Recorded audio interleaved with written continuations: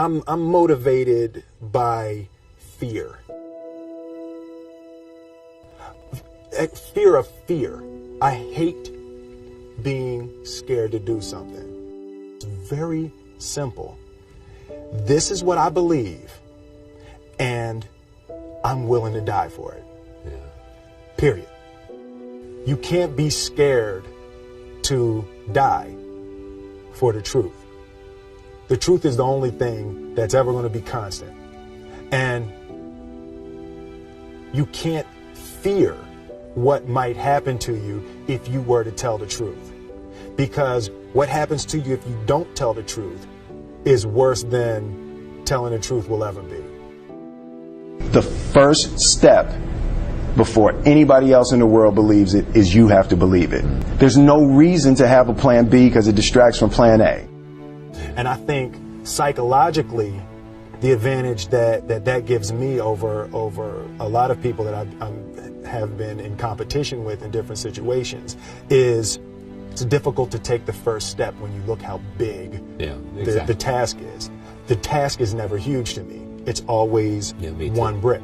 I believe, and I learned very young, that you don't try to build a wall. You don't set out to build a wall. You don't say, I'm going to build the biggest, baddest, greatest wall that's ever been built. You don't start there. You say, I'm going to lay this brick as perfectly as a brick can be laid. There will not be one brick on the face of the earth that's going to be laid better than this brick that I'm going to lay in this next 10 minutes. And you do that every single day. And soon you have a wall. And soon you have a wall. I've never really viewed myself as particularly talented. Where I excel is ridiculous, sickening work ethic. You know, while the other guy's sleeping, I'm working. While the other guy's eating, I'm working. The separation of talent and skill is one of the greatest misunderstood concepts for people who are trying to excel, who have dreams, that want to do things. Talent you have naturally. Skill is only developed by hours and hours and hours of beating on your craft. I always knew that I could work hard enough. There wasn't an issue with discipline, or there wasn't an issue with the ability to sacrifice or the willingness to sacrifice. There's no easy way around it. No matter how talented you are, your talent is going to fail you if you're not skilled. You know, if you don't study, if you don't work really hard and dedicate yourself to being better every single day. This one year, my father had his shop, and he decided for whatever reason that he wanted a new wall on the front of his shop. So he tore down probably about 16 feet high and probably about 30 feet long. He just completely tore the wall down, and my brother and I had to dig a 6-foot hole. We for the foundation. For the foundation. Right. We would mix in the concrete by hand. A year and a half. We were building this wall for a year and a half. Every day after school, we were coming, mixing concrete, putting it in the hole, doing it. And it was just myself and my little brother. And I remember standing back, looking at that wall, saying, there's going to be a hole here forever. A year and a half later, we laid the final brick. And my father stood back with my brother and I know he planned this. He says he didn't, but I know he had been planning this and writing this for his for the past 2 years.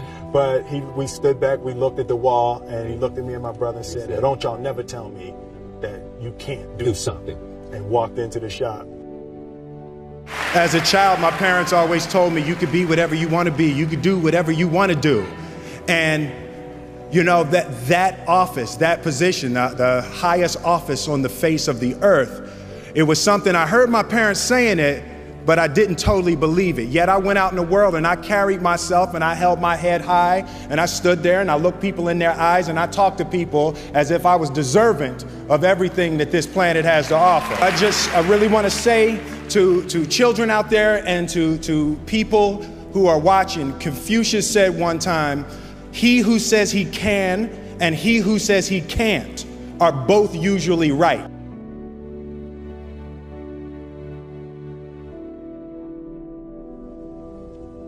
having the opportunity to study greatness. And anytime you have that opportunity, there are certain intricacies that will make clear who you are. It becomes that much more clear who you are. The definition of who I am is very clear to me, and it also redefines who I want to be. In that I know for a fact that I'm stronger than I thought I was. You know, you can't help but ask yourself the question, what would I do if I was in Muhammad Ali's shoes?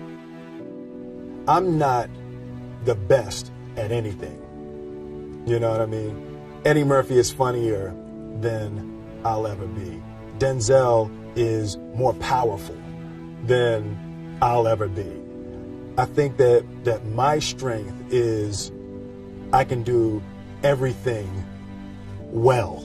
You know, I can do a little bit of everything, and that's what I concentrate on to be my strength. I'll never be able to compete with Denzel.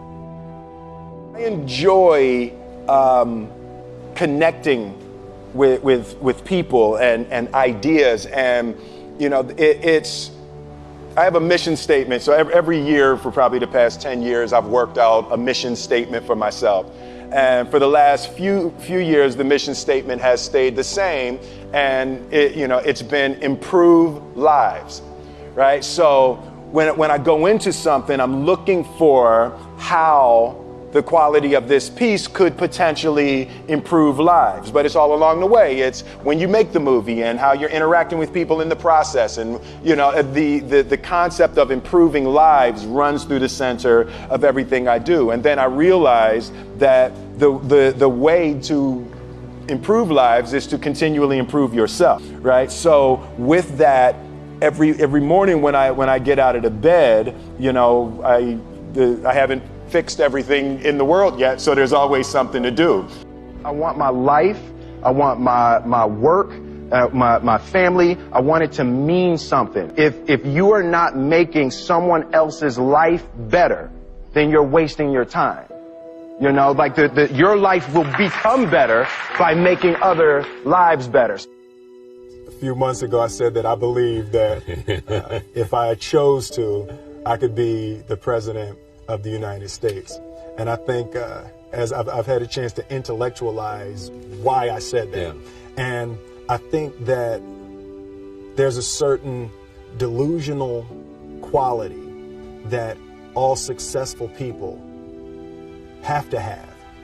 You have to believe that something different than what has happened for the last 50 million years of history. You have to believe that something different can happen.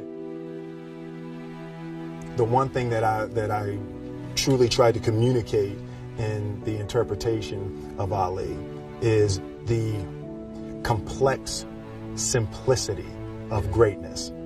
And how greatness is not this wonderful, esoteric, elusive, God-like feature that only the special among us will ever taste. It's something that truly exists in all of us. Loss is bound to joy. Like pain and suffering are bound to joy. The being able to survive something is actually a big part of being able to find that next wave of joy. You appreciate smaller things. I hated being scared, that I didn't want to even take the meeting. I just hated that being scared to do something. And I think what developed in my early days was the attitude that I started attacking things that I was scared of.